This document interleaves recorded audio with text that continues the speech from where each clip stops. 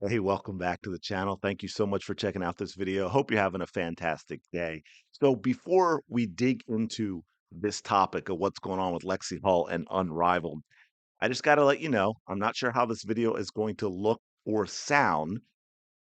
You all may have heard about the TikTok ban, and as it turns out, that lasted about what, 6 hours or so?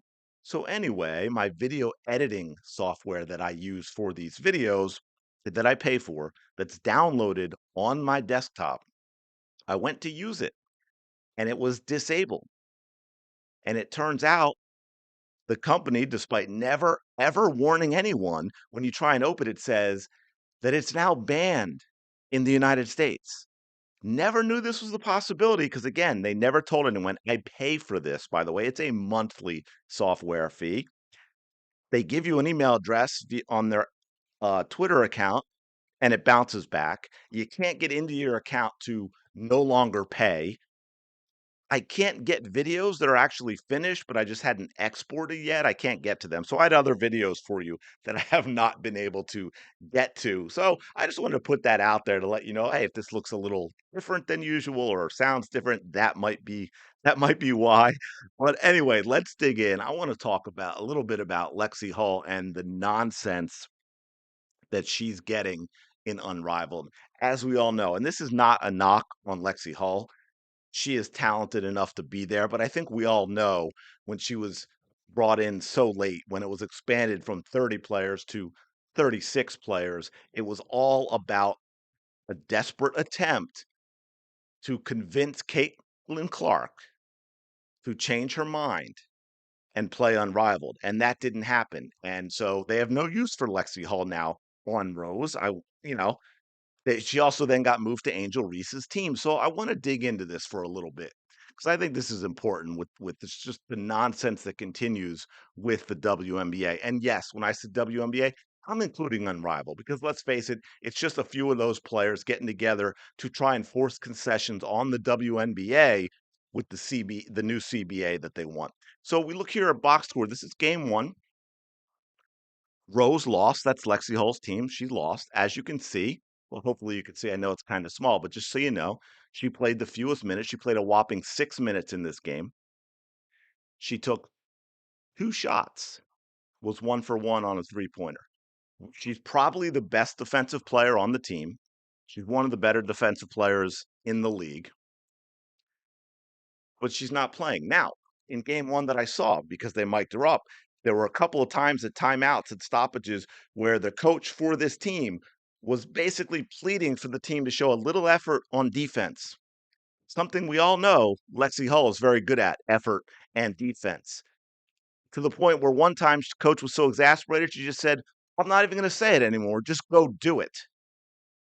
But no, Lexi Hull plays 6 minutes and they lose. Oh, but it was the first game. They're trying to figure out rotations and on and on. Okay, well, let's go to the second game. 3 minutes. And in this game, every single other player on the team played at least 11 minutes 11, 13, 14, 13, 11, and then 3 minutes for Lexi Hull, one shot, three shots in two games. And again, they lost because they can't play defense and they can't shoot threes. 3 of 10 that game, 6 of 16 the game before, 9 of 26 as a team. Now, Lexi Hull, if we go over here, we will see she finished second in the league by 3/100ths of a percentage point. And we all know she was by far the best in the league post Olympic break when things started clicking for the Indiana Fever. She started off kind of struggling, but that was also part because she was getting very little minutes from few minutes from limited minutes, I should say, from Christy Side. So we know how all that went. Now, the other thing, I did my whole video on Unrivaled, so I won't go into this too much, but I think it's important here. Lexi Hull is the type of player that is going to do well or should do well in this league when you look at I was going to say intangibles, but they're not really intangibles. The athleticism, right? She's one of those like I described. She's what 6'3", but she's long. She's lean. She doesn't have any extra bulk on her. She's fast. She's quick. She's explosive. She's mobile and agile. She moves well. She defends very well, which you really need in this because of the spread out nature of 3v3 on this court.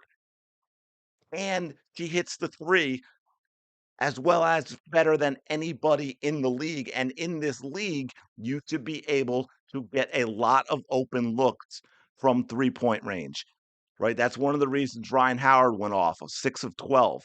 Uh, I don't have all the games up because I just wanted to bring up the Lexie Hull games, but we had there were others as well. I think it was not Nafisa Collier were just went off, but there were a couple of players, they took double digits threes because you should be able to get an open three almost anytime you want in this league. And yet Lexie Hull, now that it didn't pay off, that it brought Caitlin Clark into Unrivaled, is having to suffer through nonsense. This is no good for her. Doesn't do her any good at all. She should just say, hey, you know what? My legs hurt. Continue to pay me, but I'm not going to play anymore. And I really need to rehab with my physical therapist. So I'm heading back to Indiana.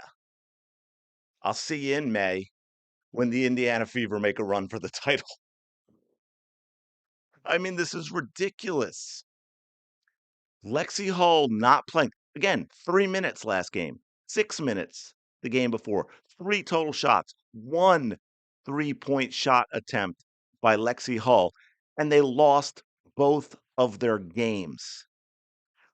Chelsea Gray is slow and physical. She's what the WNBA used to be. She's done. She's done. Oh man, absolutely ridiculous. I'm gonna leave it there. I don't want to drag this out too long. I don't even know if I can get it edited and up. Hopefully I can, but I really just wanted to do this because yeah, it irks me. And I wanted to point it out. And I wanted to hear what all of you think in terms of, do you think it's just a coincidence that it's Lexie Hull, who was Caitlin Clark teammate and was added late to the league when they decided to expand to get a few more players, and now all of a sudden she gets moved on to Angel Reese's team on top of that, and then she's not playing. And then she is not even playing. It's absolutely wild to me that she's played 9 minutes in 2 games. She's played the fewest minutes in the league. Well, I mean, technically that may be Mabry because for some reason I saw Mabry as playing minutes in yesterday that I must have completely missed, especially since she was supposed to be out. So let me know. I mean, is this a dream? Like, what happened with that? Because I must have missed that. I don't know. I was off getting something to drink or something. If she actually did play, or maybe that's a mistake in the thing. But anyway, let me know your thoughts on the whole Lexie Hull and Unrivaled thing, and the just the dynamic of this team with her and the limited minutes and all that. But I'm going to leave it there. Appreciate you checking out this video. Don't forget to like, comment, and subscribe. Hopefully this video actually goes up. We'll talk to you later.